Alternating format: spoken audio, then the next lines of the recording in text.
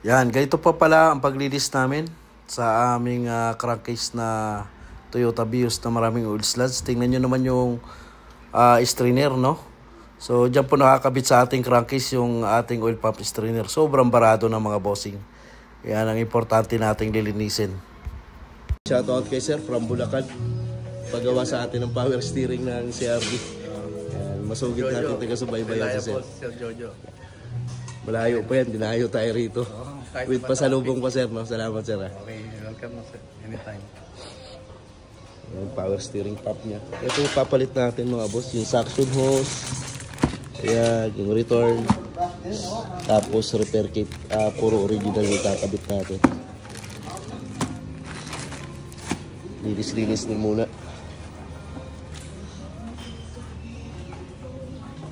Pakita ko lang din sa inyo itong cylinder head na. Ayan. So, kung dati punong-puno ng oil sludge. So, kahit hindi naman tayo nagbaba ng makina, ayan mga boss, nalilinis natin.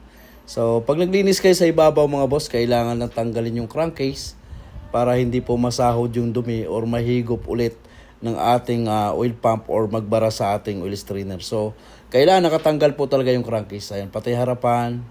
Ayan, timing chain cover. So, ganyan po kalinis yung ating BIOS, no?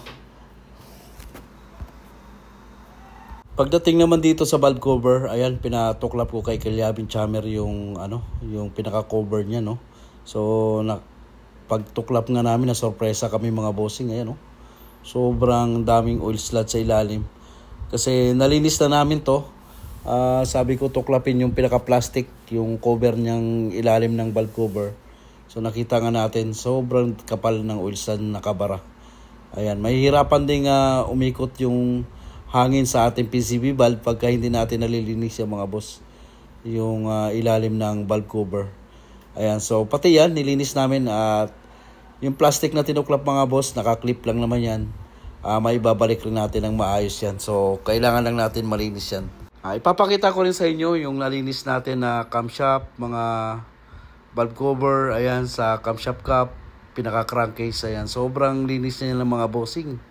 Ayan, pati yung niya, yung mga hydraulic valve adjuster, nilinis na rin natin. So, ganyan po kami maglinis mga boss sa mga ganitong may oil sludge na wala naman kayong budget para ibaba yung makina. So, nagagawan pa rin natin ang paraan yan para balinisan pa rin natin yung oil sludge ng inyong makina. Yan, gusto mga bossing. Malayo na sa dati. Tapos si Kelyabing talikod malayo na, talikod cover, malinis na. So, salpak na lang natin yan. At magkakalaman na kung matinig na ang andar nito ating Toyota Vios. So ito, binuksan rin namin yung takip nito. Kung nakita nyo kanina, sobrang dumi. May mga naipon dun sa loob.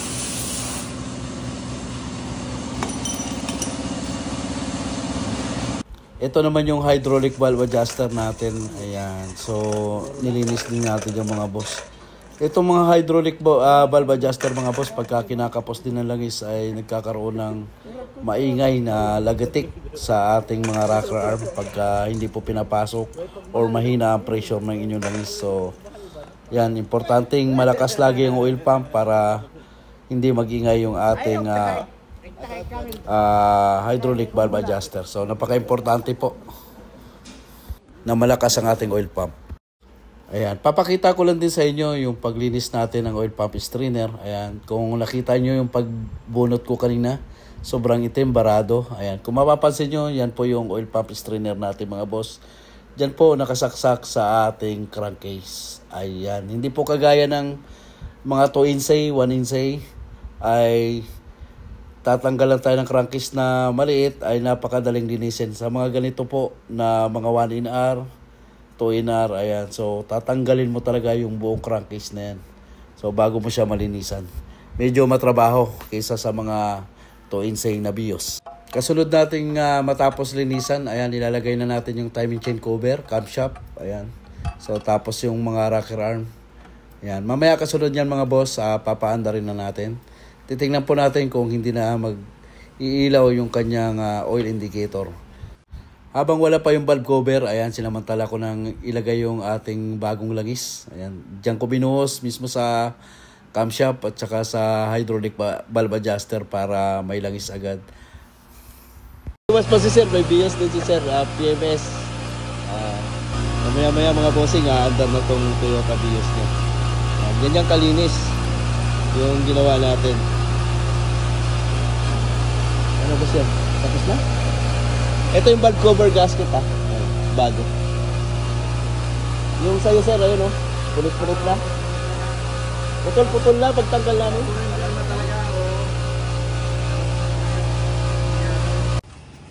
Pagkanahin natin ito, isprayan natin. Yan. Tapos ayun yung cleaner dalo. Ilayo-layo mo lang, baka paano ng tipura. Okay. Pipitik-pitik.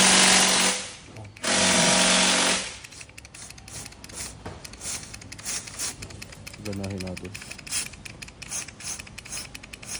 I-stack up yun pag walang langis. Ibutas. Dahil ilalagay na nga natin yung ating valve cover, kaagad naman naming nilinis tong ating BBTI solenoid.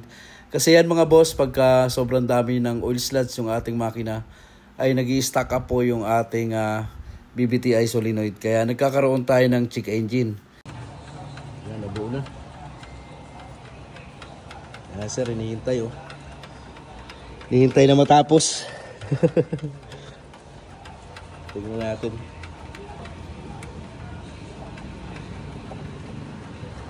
Ito yata susi. Natin mga boss kung tuluyan nang mawala yung oil indicator. So yung battery idol. Yung isa Toyota. Oh, hawakan mo to. Toyota. Yan.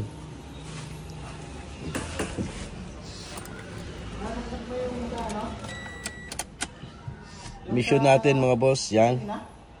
Indicator na yan. Oo.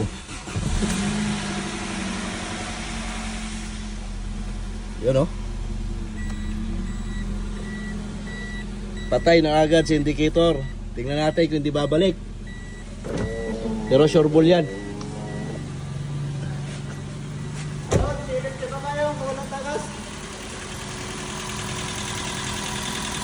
Unang andar dyan, mag-spark pa yan.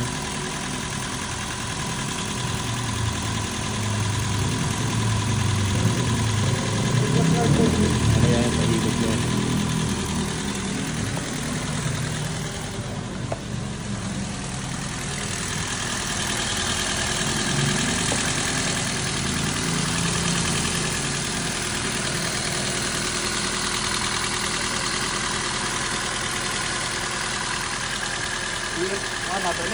Ha? Mamaya, painitin muna natin. Mamaya na sir. Pag uminit yung baba, saka natin buksan yung aircon. Antay talaga namin uminit yung yung dalawang hose. Ano?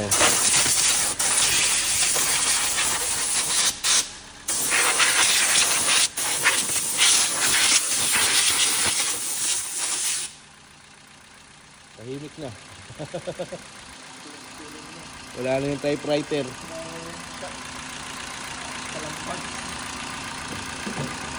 Kalmado na.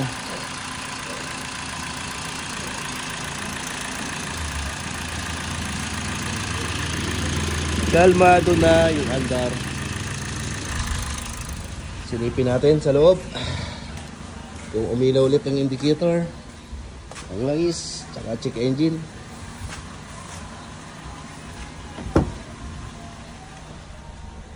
Wala na.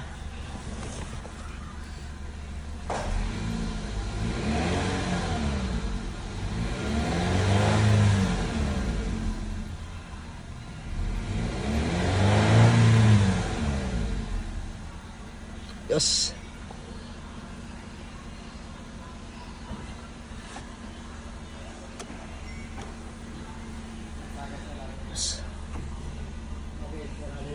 Clear, walang check engine,